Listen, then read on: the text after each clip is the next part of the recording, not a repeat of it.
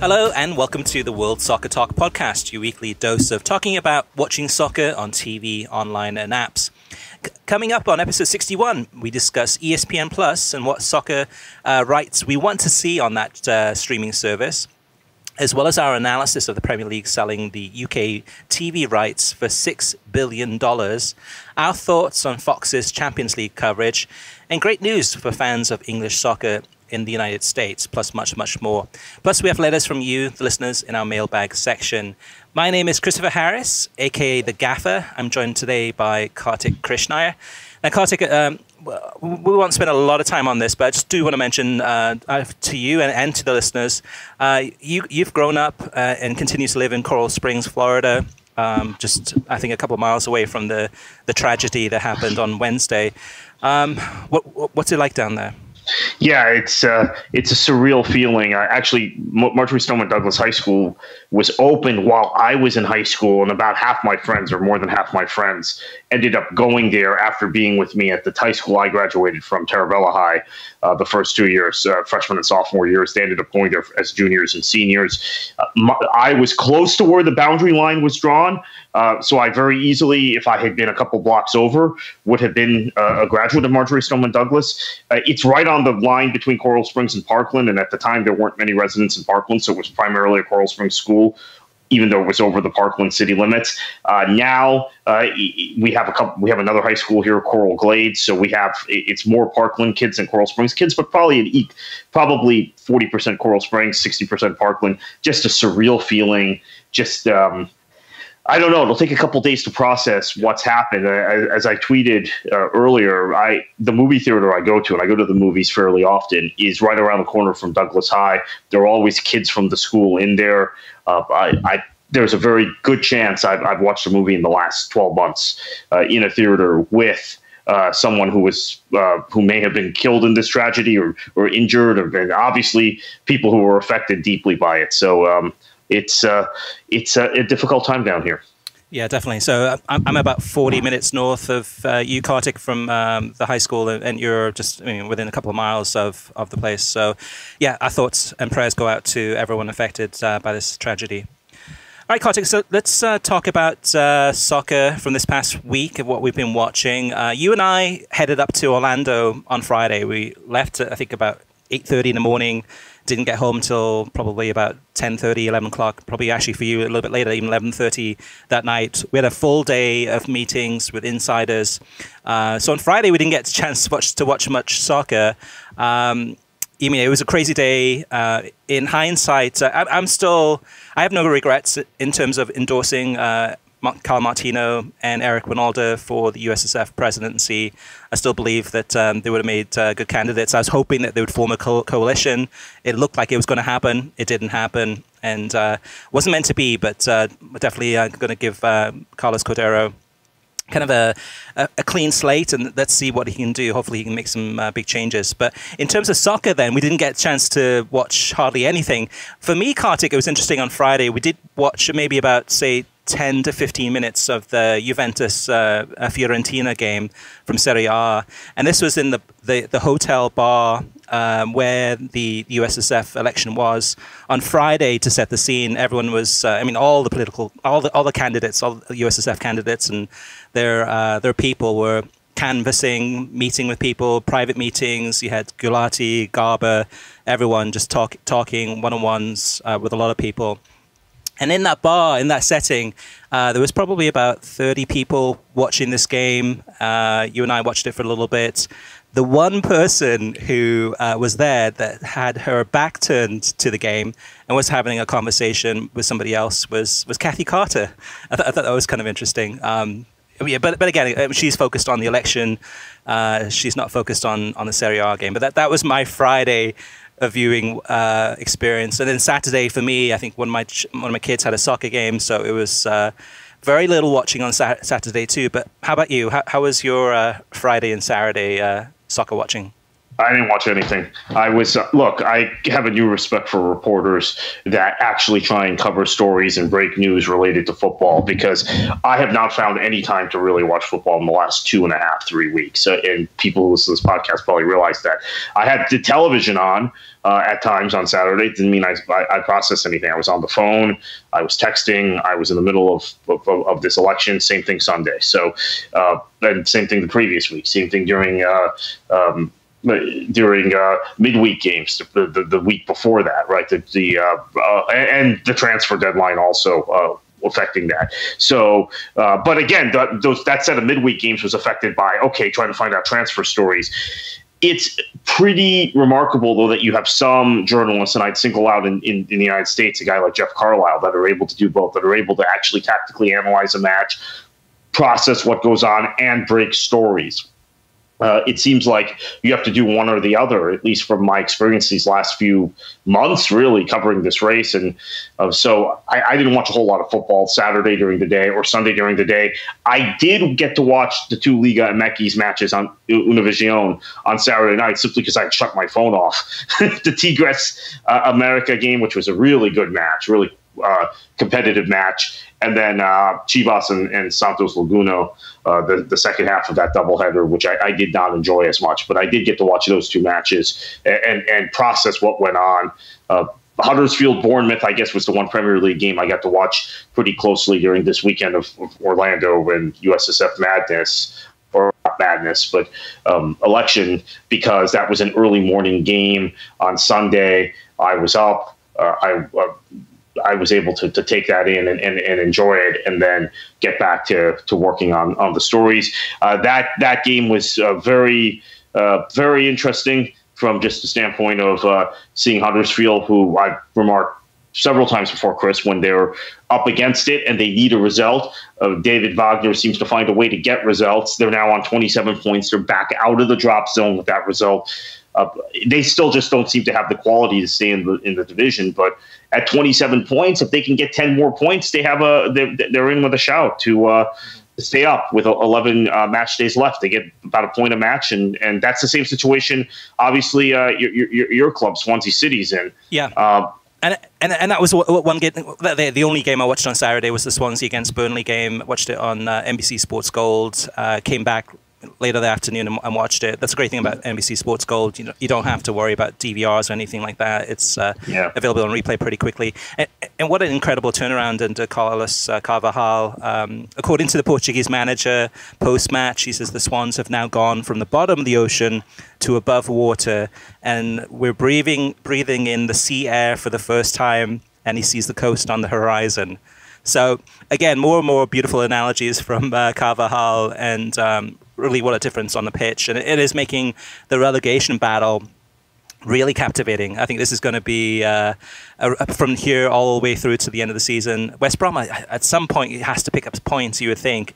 But it is entertaining and actually a little bit encouraging for me to see Swansea at last playing some good football.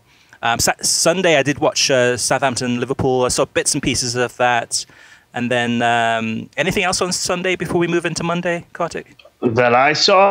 No, I mean, I had the Liverpool match on, and I had the Manchester United match on, and that was. I wish I'd been able to process this that better. I always like it when Rafa's able to beat Mourinho, just because Mourinho has been through the years so abusive towards Rafa, going back well over a decade, but wasn't able to really take that in. So yeah, then we're on to Monday, and I didn't see the match Monday either. Yeah, I saw the Chelsea-West Brom game on Monday, and that was interesting for me, at least, because I missed most of the NBC coverage over the weekend. NBCSN using a different studio for the Premier League coverage, kicked out of the main studio due to the Winter Olympics. We'll get into the TV ratings in a little bit on this one, but this match, for me, I've just felt sorry for Olivier Giroud, who got absolutely clattered in two separate serious injuries in this one. A head injury, and I think it was Achilles or a calf injury. It looked like he was coming out of a battle, but persevered, carried on, and was subbed off a little bit later. Now, Champions League, Kartik. On Tuesday, the Champions League returned after a 2-month break on Fox Sports. Nothing much to say about the pre-game.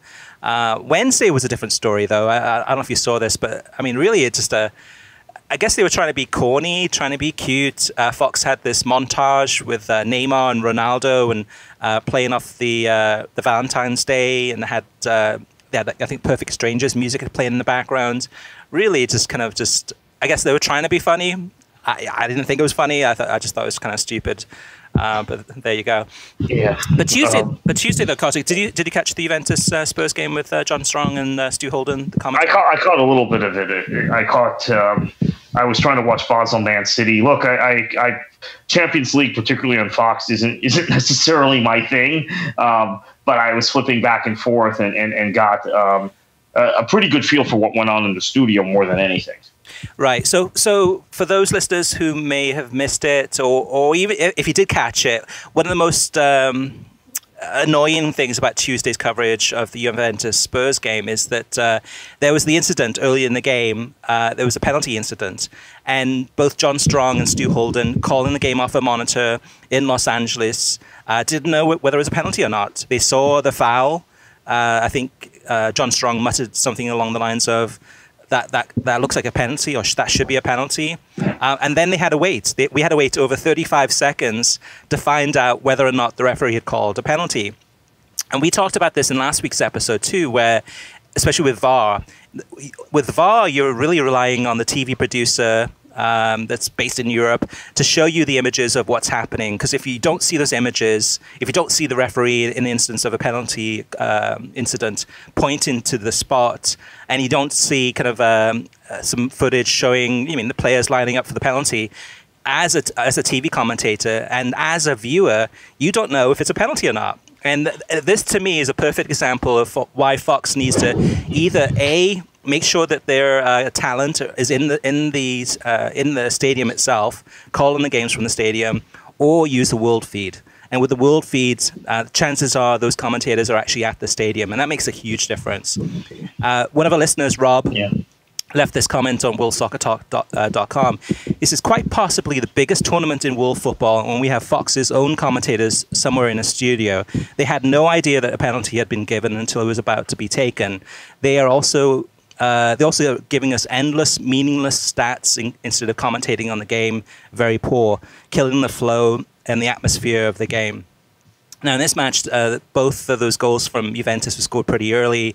The first goal from Higuain, beautiful goal.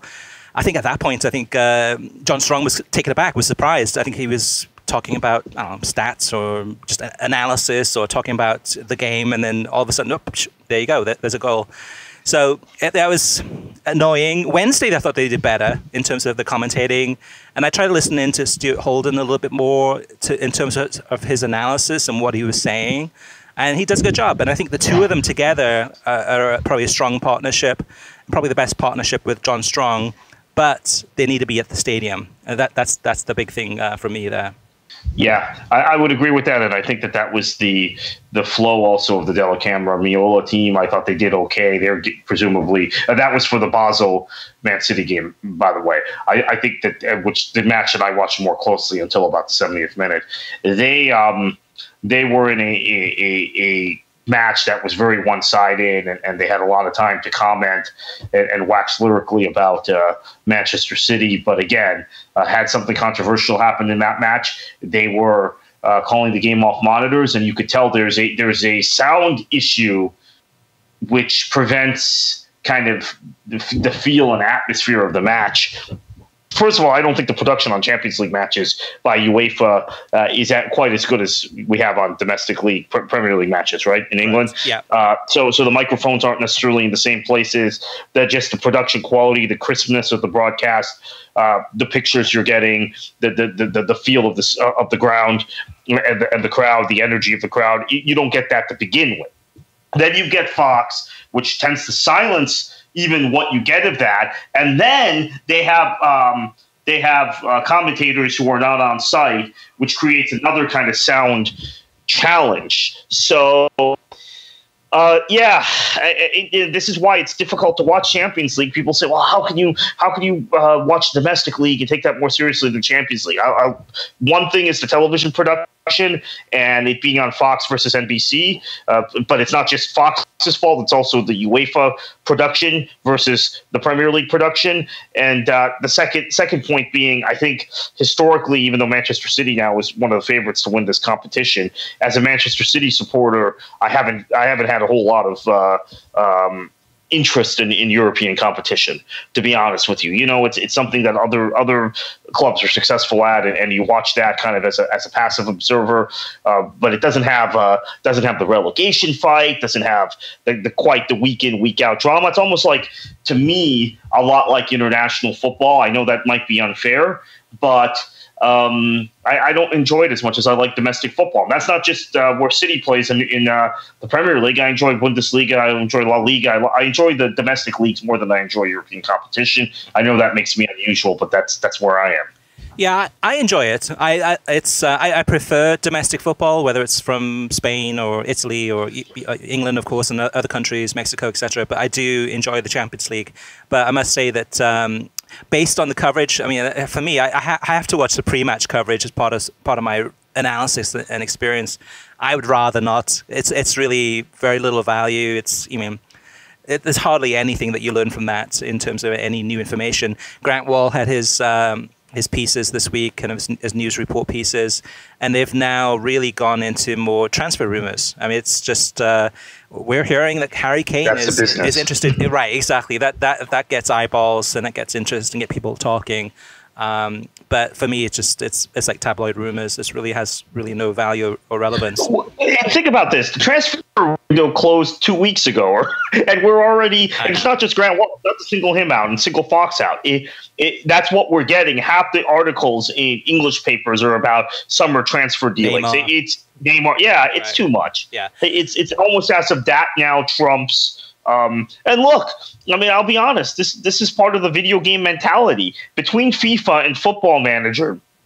I think the consoles themselves, the gameplay themselves now have kind of shifted towards emphasizing transfer windows and transfer dealings, which is not unlike for American sports fans, college football, which has shifted from the actual 12 games a season to recruiting and recruiting rumors, and most of the year being taken up by that. So and it's National Signing Day, which was recently. I don't know. It's something I don't personally like, but I can't fault Grant Wall because it's the business now.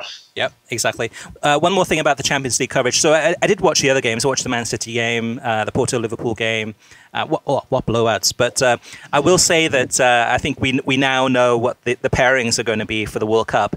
You're going to have Stuart Holden and John Strong together, and then JP Della Camera and Tony Meola. So it looks like they're just giving them some match practice, both of them working together as their own teams. And you'll see JP and Tony, I'm sure, going off into, around Russia or in the studio in Los Angeles. And John Strong and Stu Holden calling the big games from Russia. So some good experience for us, and definitely an indication of what Fox will be doing for this World Cup.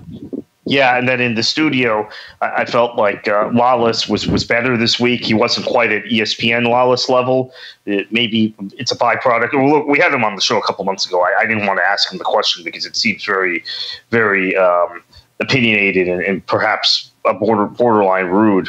But the difference between Lawless on Fox and Lawless on ESPN is pronounced, to the point where I don't know that he regains that ESPN level that he had prior to moving to Fox in 2014. Now, this week was pretty good for him. Tuesday, yep. He was very good in the studio. He was analyzing the matches. He was analyzing the tactics. But his sidekick Warren Barton didn't provide anything. Nothing. Yeah. Zilch. I don't know why they keep him around. It's been almost a decade with him on that network. There must be some reason we're not aware of. Well, I think it's all about England. So if England's in the World Cup, which they are, then you've got Warren Barton's got a guaranteed job analysing that. The other thing, too, about the Fox's Champions League coverage is that they must be so happy right now, Kartik, because in previous seasons we've had, AS Monaco, we've had other teams, Atleti, which are both great footballing squads, but don't have a large fan base. And now all of a sudden you've got looking like Man City and Liverpool into the quarterfinals, Spurs with a good chance in the second leg, and of course we've got Chelsea and Man United to come. So it's, in terms of TV ratings, which Fox has been losing out on for the last few seasons with with the poor play by English teams is that they're really looking at this thinking, okay, great, we're going to have a ratings bonanza. Can you imagine if Spurs keep going in this tournament? Because I think we've talked about it before on this show, and certainly if we haven't on this show, we've talked about it personally to a lot of people who listen to this show, that Spurs, there is an unparalleled passion among their supporters base in the United States because they haven't achieved the levels of success or trophies that the other big English clubs have. And they've grown their fan base. And a couple weeks ago, on a different project I'm working on, someone in the UK asked me about what clubs are capturing the imagination in the United States. And it wasn't Chelsea or Man United. The first club that came to mind was Spurs. And they've grown their fan base tremendously in this country, and it's a fan base hungry for success. If they close out the second leg against Juventus, look out. I think you could have a bit of a ratings bonanza, relatively speaking, for Fox the further they go in this competition. Yeah, which actually, looking at Arsenal is one of those clubs that really has an untapped brand loyalty in the United States with tons of fans. And here you go with Arsenal not in the Champions League, and then Spurs coming in and possibly going pretty deep. So that's definitely going to give them an advantage. And I'm sure Spurs will capitalize on it and come out here again for more friendlies, while Arsenal kind of does the one friendly in New York or one MLS All-Star game and then nothing, and then they'll play in Asia or Africa. And by the way, I have to mention that I've learned Daniel Levy, Spurs owner, or the primary face on the Spurs ownership group, spends much of his time here in Fort Lauderdale, around the corner from you and me. Has a home here and is here often. He's not just here during the summer, he's here often. We have a new sponsor of the World Soccer Talk podcast that I'm excited to share with you, and that's a company called Away Days, which is a small and independent clothing brand based out of Boston. Away Days creates unique, beautifully designed soccer t-shirts. One of their most intriguing products is called Mystery Kits. For $25, you pick your jersey size and you receive a mystery shirt. All of these are 100% official club jerseys from all over the world. It could be a few years old, but they are new and authentic. Away Days only features unique teams from around the world, different countries. For example, if you were an Arsenal supporter, you wouldn't want a Spurs jersey, but you probably wouldn't mind a Swedish club's jersey. Some customers have used this to start following teams they've never heard of, and it helps them learn about how the game is played in other smaller countries and leagues around the world. It's a cheap way to get some jerseys, and it's a way to get jerseys of teams you wouldn't normally be able to get from big websites or stores. And for World Soccer Talk podcast listeners, you get a 15% special discount on the entire store. Just go to awaydaysfootball.com and then enter promo code WORLDSOCCER at checkout. Again, that's awaydaysfootball.com. Check them out.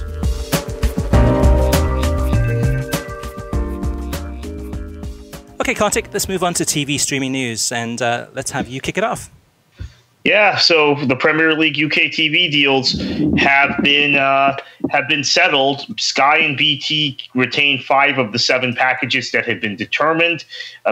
Again, this will now mean, what is it now, Chris? When this deal is over, because this will be for the next 3 years running through the 2021-22 season. That means that there will be this will be 30 years without top-flight English football being shown live on terrestrial television, free-to-air television, which obviously the BBC Match of the Day program continues, but 30 years without being on free-to-air, which is remarkable in the context of the history of both television and English football. The rights deals packages at this point appear to be similar to the previous 3 years. Now, remember, the previous 3 years, the current contract we're operating under now, is what led to a boom in TV money that allowed the likes of Bournemouth to earn more money from television, domestic television, than Bayern Munich allowed Leicester, when they were in the Champions League, the year they went to the quarterfinals of the Champions League, to earn more television money that season than the champions, Real Madrid, the champions of Europe. So in year 2 of that 3-year deal currently, the following 3-year deal will be at generally the same financial level. So there'll be no shortfall of cash, but the constant increase in rights fees we've seen through the years is no more. Once you hit a certain point in spending, and given the mediums, the change in the way people consume matches, maybe we've hit a point of diminishing returns. Yeah, some of the headlines that came out, I think. Who was it? It was one of the reporters from the AP was kind of mentioning that the bubble has burst. To me, $6 billion is the amount of the UK deal, and we're still waiting to find out what the final two packages, how much they will go for. And it seems to be that Amazon will be part of that, or at least is going to be one of the active bidders in that process for the two final packages. Now, altogether, once you have those two final packages added together, it's probably going to be greater than the amount that I think it was like 4.6 billion from the last deal, 4.6 billion pounds. So when all is said and done, it's I don't think the bubble's bursting. I think it's one of those things that, yes, it's not a giant leap forward. If anything, it's probably more of a realistic kind of number that we're at. This is where we're at with that, and also with BT Sports and Sky Sports kind of working together in some ways, having some agreements. I'm sure they colluded a little bit in terms of making sure that one of them didn't go crazy with some huge bids that would have created a price war.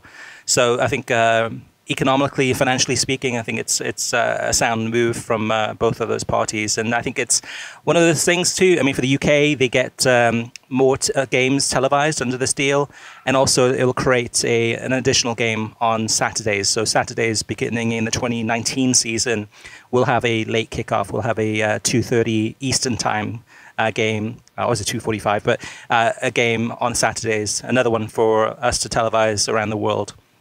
So when all is said and done, this is a good deal for the Premier League.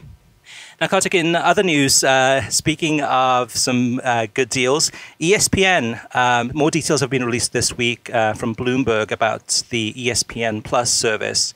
Now, we've been reporting about this for the last 2 or 3 weeks about what we've learned and what we knew about it. The Bloomberg story goes into that detail, adds some additional details. But really, it's going to be $5 a month, $60 annually. The big thing, though, with this, Kartik, is that previously with MLS Live, customers would have to pay anywhere from like $45 to $75 for a subscription package, depending on the deal that they got. But with that, though, for the most part, in most cities, they would still have the home games. But with the ESPN Plus service, for the most part, they're not going to get these home matches for their local teams. Those are going to be blacked out. So, for example, if you live in Los Angeles and you want to watch your local LAFC games and you subscribe to ESPN Plus for $5 a month and you get all the MLS games, you would not get LAFC games. Then you have to subscribe to YouTube TV on top of that, which is another, $30 to $35 on top of that. So some good news and bad news. I mean, the good news is it's going to be cheaper than MLS Live. The bad news is some of those local blackouts are going to be a pain in the butt. What do you think, Kartik? Any additional thoughts on the ESPN Plus? Yeah, I'm glad that they folded MLS Live into this. It's going to be cheaper for fans. I do have to say, though, there are some quirks, some features of MLS Live that people might like that. Quirks is the wrong word, but some nuances of MLS Live that will probably go away. But there'll be other soccer streaming content on there. The championship, the football league. I think a lot of early round action of the EFL Cup next year, the League Cup, as well as my understanding. Again, this is according to sources. Nothing's been reported. Is that United Soccer League, USL, the second division in the United States, will have a large amount of content on this package, which may not be as satisfactory to fans of USL as it is to fans of MLS, because USL fans have now grown accustomed to getting their product for free via YouTube. Yeah. So we'll have to wait and see when we get more details. I mean, this won't be launching. ESPN Plus is supposed to be launching in the spring. From our sources, they say late April to early May. And with the MLS season starting in March 3rd, what MLS will do is show those games that would normally be on MLS Live for the first couple of months of the season for free on MLSsoccer.com.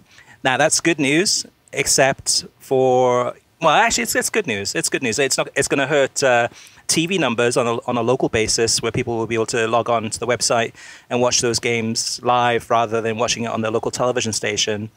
But it is what it is. It's kind of a stopgap measure before the season kicks off in early March. Now, Kartik, more news in regards to soccer in the United States. Yeah, so the League Cup final, as expected, but they kind of drew this out longer than a lot of us were comfortable with. As expected, will be shown live on ESPN, on the main ESPN network between Arsenal and Manchester City on February 25th. It'll be on after Manchester United-Chelsea on NBCSN. So big game of English football, a big day of English football, obviously, on the ESPN networks. In more news in regards to soccer, this is an interesting one, is that Ukraine has declined to broadcast matches of the 2018 World Cup from Russia this summer. And the quote is that the Russia 2018 World Cup will take place this year. We are not going to broadcast the World Cup. It's a huge multi-million-dollar thing. The rights to broadcast were acquired even before 2013. It's a tough decision. Can we broadcast the World Cup in Moscow? No, said the head of the local news television company, or national television company in the Ukraine. So if you're living in Ukraine, I guess you'll have to either go to the matches or try to watch it some other ways. Yeah. So in other news, and that's I think perfectly understandable from Ukraine's perspective. They think it's Russian propaganda. So just understand the political implications of that. The UPSL here in the United States, one of our adult soccer leagues that's sanctioned under USASA, has announced a partnership with MyCujo, which is a Dutch streaming provider. And UPSL has over 130 teams. They have several right here in South Florida. UPSL now available to streamed online at MyCujo. In some news, a study has been done recently that shows that 30% of fans now stream sports to their phones and tablets. So in some ways, that's kind of a surprising number. 30% is quite large. 70% obviously are probably watching it on their television sets, but 30% are watching it on their phones and tablets. Now, for me personally, I'd much prefer to watch it on television, but most of my watching I do personally are on my desktop computer or laptop. But if I'm on the road or, in the back of a taxi or at an airport or something like that, then I'll usually watch it on the phone. But for me personally, the phone's probably the last place I'll actually watch it. But if I have to, I'll do it. What about you, Kartik? How do you watch your soccer? Almost exclusively on television.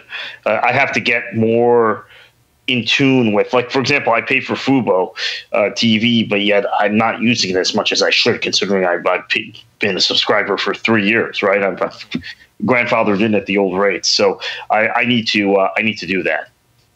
Yep. And one last piece of news in regards to soccer. Yeah, so YouTube TV has added all the Turner networks, TBS, TNT, True TV. This is obviously a relief to soccer fans. The aforementioned UEFA Champions League that we spent a lot of the program today talking about, it goes to the Turner networks for 3 seasons beginning next year with at the start of the 2018-2019 Champions League and Europa League seasons. Yep, definitely good news for YouTube TV. Still, the one thing they're missing, though, really is the beIN Sports. I mean, it's now available on Roku and Apple TV, but that's the big thing that's missing is beIN Sports. If they can add that, that's going to make them a strong competitor in the sports market, especially for soccer specifically. Now, TV ratings, Kartik, some big numbers this past week. Some of these numbers are obviously helped by the Olympics. And when you have shoulder programming, whether it's skiing or figure skating, whatever it may be, and then that leads right into a Premier League match, you're going to get a lot of people watching Premier League matches that probably have never watched it before. So some of the big numbers we got this week: 1.2 million people for the Manchester City against Leicester game on NBC and Universo. And this game is actually the highest rated Premier League game on NBC in over 12 months. So it just goes to show you how much of a bump you can get from the Olympics. But also, too, Man City's playing good football, as is Leicester, and lots of goals in that one, too. So hopefully everyone was entertained. Some of the other numbers, 790,000 for Newcastle against Man United on NBCSN on Saturday. You also had 701,000 for Southampton against Liverpool on NBCSN, also on Sunday. The big number from Monday was 605,000 people for Chelsea against West Brom on NBCSN, and that's one of the biggest numbers I think ever for a Monday kickoff on NBCSN. So yeah, some huge numbers there. Spurs against Arsenal was on CNBC on the Saturday, the early kickoff, that had 327,000 viewers.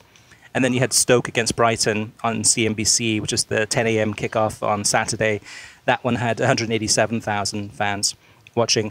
And that number too, Kartik, oftentimes whether it's on social media or wherever, and you have some fans that are trying to hate on the Premier League and say, nobody's going to watch a Stoke against Brighton game, or Swansea against Sunderland. There's always kind of those examples, and say, who's watching those games? Well, on a CNBC on a Saturday morning, there's a lot of other things going on. There's Olympics and other matches. Well, those people who hate on it tend to be MLS fans who are insecure. I've come to that conclusion. Yeah, but 187,000 people watching Stoke against Brighton, that's a pretty darn good number, especially with two clubs near the bottom of the league. That's what I'm saying. They tend to be MLS fans that are insecure about MLS's numbers. And one person told me recently, I don't know why anyone would watch Swansea versus Southampton when you can watch Toronto FC versus New York City FC.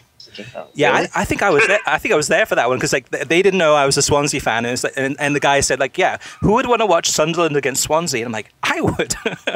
But even if you're not a Swansea fan, in terms of the relegation battle, it is entertaining to watch. It is. Sometimes those matches aren't the most enthralling or entertaining, but there's so much on the line that you kind of. Sometimes it's just depending on what happens in the match, it could be a fiery. NBC has built context around every game, every match in this league, probably because the ratings are so low, and that because of Soccer United marketing, whole other issue for another time, but they've been forced to take the MLS rights when their real goal with buying that rights package is to get men's and women's national team matches, U.S. men's and women's national team matches. They don't really build the context around every match. They're just these kind of random matches thrown on without shoulder programming, without the kind of thing that will build context to get fans excited and understanding the relevance. So I have some sympathy for Major League Soccer and its supporters that way, but they always have to have this kind of insecure defense about putting down everything else because they're so insecure about their own product and the success or lack of success of their own product. All right, let's move on to Listener Mailbag. The first up is Christian Martinez, and he messaged us on Facebook, and he says, check out this new soccer service called iGoal. It is a new service I found. So I did check it out. I went ahead and wrote a story on worldsoccertalk.com this week, I think on Monday or Tuesday, and it's a new service. It's priced at $9.99 a month, and it features beIN Sports in Espanol, beIN Sports Connect, which is huge, and also Gol TV Espanol, and 11 Sports, and a couple of Central American and South American channels, as well as TYC Sports. So with that, with the price point, $9.99 a month, it's definitely something worth checking out. I haven't had a chance to actually try it yet, but we've gotten a lot of feedback from readers and listeners to the website, and so far it's definitely positive. The one thing it's missing is a DVR, but iGoal seems to be focused more on the live sports angle, and for $9.99 a month, that is right now the cheapest streaming service. So at the end of the day, I think for me personally, the more competition, the better, and it gives soccer fans more choice, really. Next up is Josh Dens, and he emailed us this feedback. He says, now that the USSF election is over, did US soccer really win here? When Sunil Gulati announced that he was not going to run, most people said that no matter what candidate wins the election, US soccer will win. But is Cordero really better than Gulati? Personally, I think this was the only situation we could be disappointed in. While I know fans are not as educated as we like to think we are, it seemed obvious that Martino and Ronaldo were the candidates people wanted. Do you have a positive feeling about the state of US soccer's future now that the election is over? And as always, guys, keep up the good work. Love the pod. Kartik, we've probably had a chance to you especially have had a chance to think about this one quite a bit. And what's your thoughts on this one? Well, it's a work in progress, right? We have to give Cordero some time. There is panic in the reform circles, thinking that he is an continuation of Galati. However, I've written some pieces at other sites other than World Soccer Talk, which indicate, in my mind, that he might make some very subtle changes, and also that his base of support were different than what had propped Galati up for years. So there were a number of delegates who had talked to you and me and others on Friday and Saturday, basically saying, "Hey, we don't want to be under the thumb of Major League Soccer. We think Cordero is independent and is also going to look out for the youth game in this country, but also look out for the finances." Now, the flip side of that is that they didn't want the kind of radical sea change and structural change that would come from the likes of a Martino or Winalda. Now, we assume from Winalda, because Winalda has never really laid out how he would do things and what he would do, and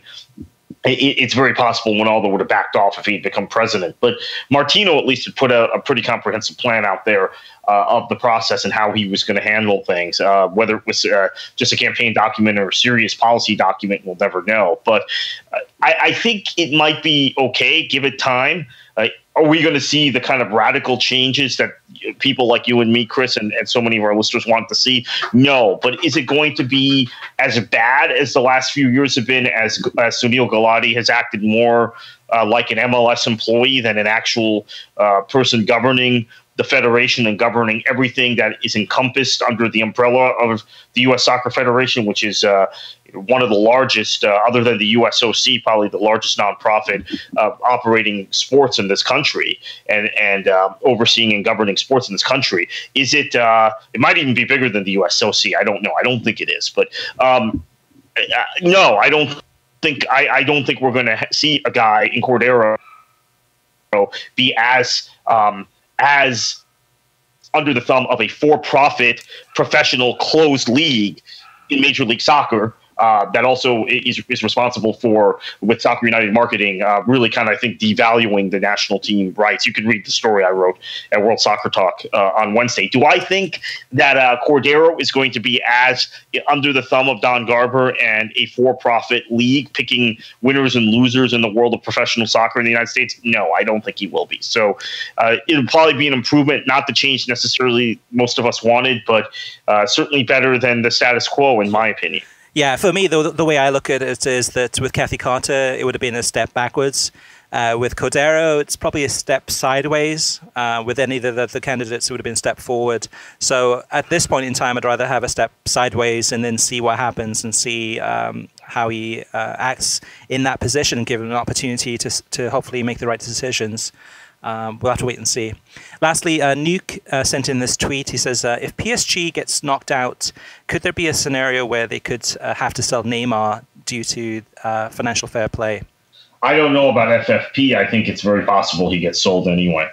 I just don't think this has worked out the way that it had been hoped. He's very petulant. He's not the team player. Now look, we didn't talk about it in segment one, but PSG I thought were the better team against Real Madrid. In the bits I watched, I was in an office, but the television was on. I thought their passing football was much better. I think they created, at least in the first 60 to 65 minutes, far better chances, right? And we're unlucky it was 1-1 at that time. But the reality is this is the question about cutting edge and mentality, that once again Real Madrid is resourceful. There's a confidence in that side, and PSG doesn't have that, right? Mm-hmm. Neymar was supposed to provide that cutting edge. Yeah, coming over from Barcelona. He did not provide it yesterday. He's going to be judged on these two legs, right, against Real Madrid. So I don't know if it's going to be FFP related, Chris, but he might be gone in the summer. Yeah, I agree, Kartik. I think one of the things I saw in that PSG match against Real Madrid is just, I mean, for me personally, is that, Neymar was going down too easily. I mean, there were so many times that he was down to the ground and kind of, holding up his hands, like calling for a free kick, and the referee wasn't giving him any of that.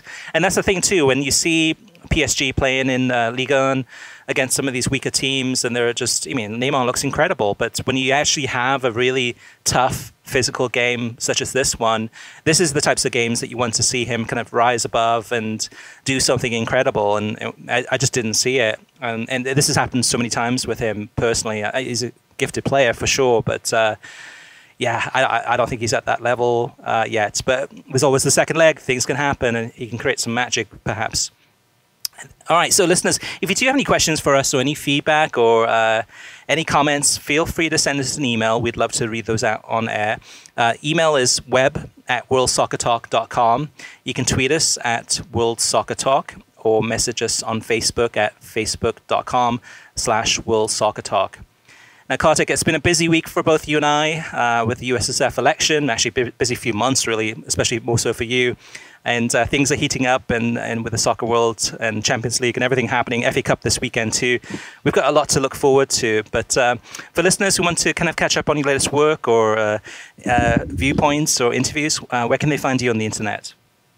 Yeah, you can find me at KKFLA737 on Twitter, at worldsoccertalk.com, obviously, with my articles. And also this week, a couple articles I've written at socktakes.com, which our friend Nipun Chopra, former co-host of this, or former host of this podcast in a previous incarnation, helps to run, co-runs. One piece was on how the Athlete Council arrived at Carlos Cordeiro as their choice after thinking very actively about Kyle Martino and Steve Gans, as well as Kathy Carter. And then another piece I wrote got an immediate response from USL, which I'm proud of, which was that there was a player addendum from one particular team in USL that had not been filed with the league that violated FIFA rules for player contracts. And that story got the league to respond and nullify those player addendums, which violated FIFA rules, and make the players sign new player contracts within 24 hours. So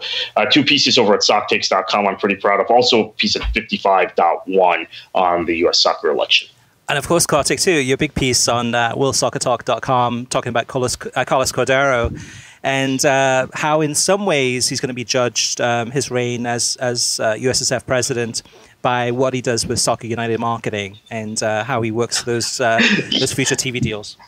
Yeah, I loved that over at the MLS Reddit, we had some folks that just reacted to the headline and didn't actually read the article. So, again, don't react to headlines when I write things. Yeah, sometimes we put headlines that attract attention on articles, but there's a lot of details in that article that people who've read the article have now told me, hey, that's stuff we didn't know about Soccer United marketing. We didn't know that Cordeiro or Garber.